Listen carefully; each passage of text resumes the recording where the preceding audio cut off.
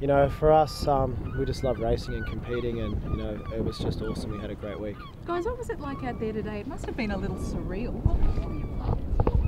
It was a bit strange. You know, we'd already won, and we were just enjoying the moment, and you know, it was actually really good fun. It was probably really stressful for everyone else trying to win the bronze medal, and we were just trying to keep out of everyone's way as much as we could. And a bit of a shame it wasn't that windy. It was sort of a bit of a stressful race because it wasn't that windy, and you had to make some good tactical decisions. And yeah, it was pretty fun once we finished, that's for sure. Were you nervous about anything going wrong, or really that was just a walk in the park? You can answer. No, not today. The nerves were probably on the last day of proper racing, and we managed to deal with them well. We came away with a 1 and a 3, and yeah, today was just more about getting out, going around the course, and we were trying our best to go well in the race, but it was more important that we didn't jeopardise anyone's plans to get the bronze. You still crossed the line for a gold medal. Did you guys, what did you say to one another when you knew it was confirmed gold? Did you say anything to one another? There were words said. I can't remember exactly what was said. It was something along the lines of "good job" or something like that. Yeah. Talk us through what actually happened out there. What did you jumped up the boat, and span it round, capsized it, and then realised what you tell us what happened. Oh, Nate said we should try to capsize it backwards for all the people on the shore, and so we did that, and then we got it back up, and the batten come unclipped, and so it was starting to poke a hole in our sail, so we had to capsize again to fix that, and it didn't go as planned. No. If you're going to make a mistake, it was a good time to make it. Yeah. Now you guys were, was it correct to say, what, boyhood rivals? You used to compete as youngsters, as little boys. Take us back then.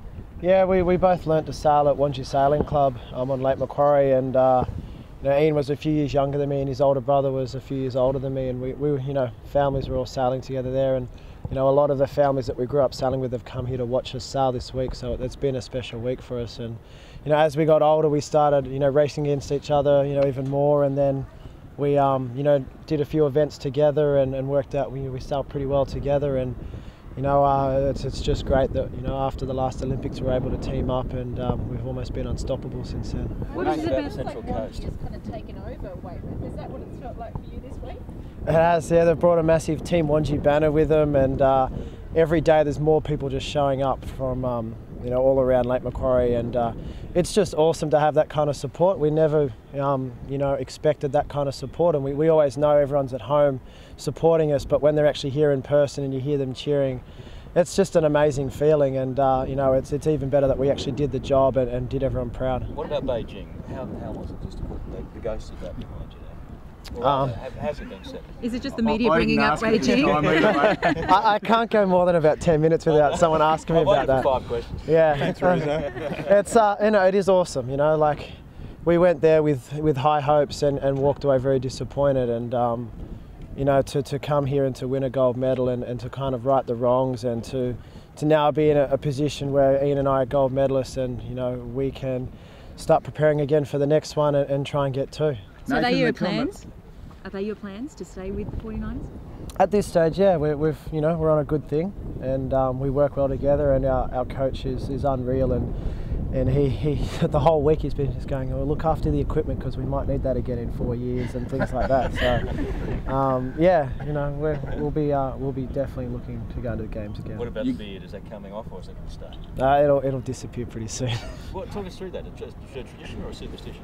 It's just a hassle to shave during an event, so it kind of works as a bit of sunblock, and you know, we typically just don't, you know, shave or do haircuts during an event, and we've seen, you know, Tom's done it once before and Malcolm's done it once before, and it didn't end very well with bad results, so we figured, well, we've just got to make sure we do everything we can to get rid of all the bad luck, because you saw what happened at the last Olympics. You touched on the coach before, and he says your combination, he described it like this, he said you treat sailing like a combat sport, and he's like the quiet Australian with a mind like a steel trap, and when he does speak, you listen. Is that a fair assessment of how you work together? Yeah, I guess so. Like, we have 2 very different roles on the boat which complement each other a lot, and you know, Ian's job is just about making sure the boat's going as quick as possible, and you know, he doesn't get too involved in the tactics of the other boats, and his main job is to in that aspect is just to keep an eye on the fleet, and if someone's going to one side of the course, you know, that we're not expecting, he'll just say, "How do you see those guys over there? Like, you know, what do you think?" And he's my backup basically when it comes to making the decisions around the race course. And you know, the three of us, including Emmett, you know, we discuss the rig settings and how to set up the boat to make it go for the certain conditions, and then once we start racing, you know, it's in his hands, and if the boat's going quick, then it gives me a pretty easy job to make sure we're going the right way. Now, what is it about the Central Coast? Why have we got this gold medal?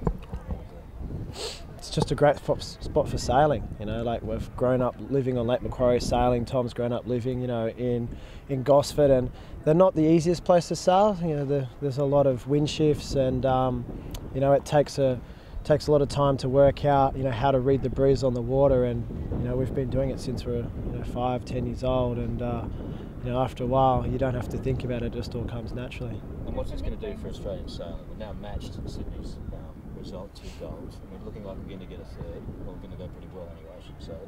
But what does it mean for Australian sailing to have this sort of accomplishment? I think it's pretty huge. Like, you know, we've been working very hard as a team ever since Sydney to try and beat that, and you know, we haven't done it yet, but there's been a lot of time and effort being put into it. And you know, we were all very positive coming into this week, and we thought that, you know, we had a good chance, and based on, you know, prior results here, and you know, I think it's going to be huge for sailing back home.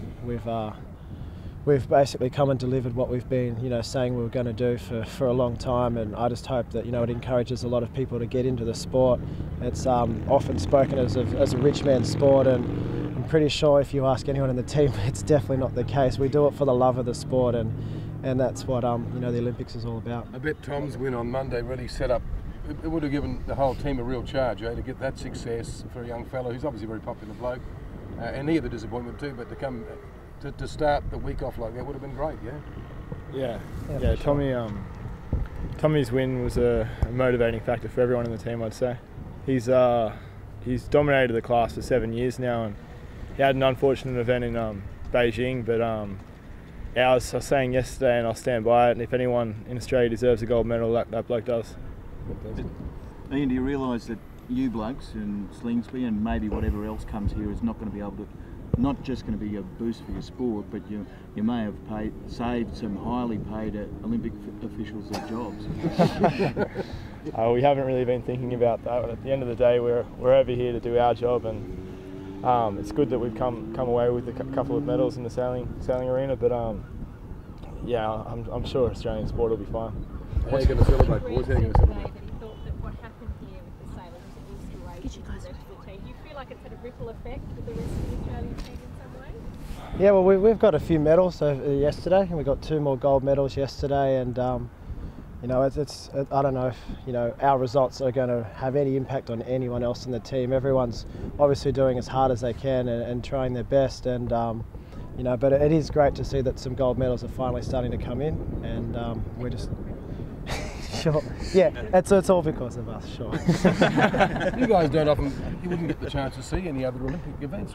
You know, so often you're so far away from, you know, the big stadium in the Olympic Village. Yeah, we just get to watch it on TV. Like, it's kind of, it's a strange thing to be down here and so isolated from the rest of the team. And you know, we've watched it on TV, and we're hopefully going to head up to London tomorrow. And you know, I'm sure we'll be doing a bunch of media things, but I'd love to get out and, you know, watch some of the athletes competing and cheer them on.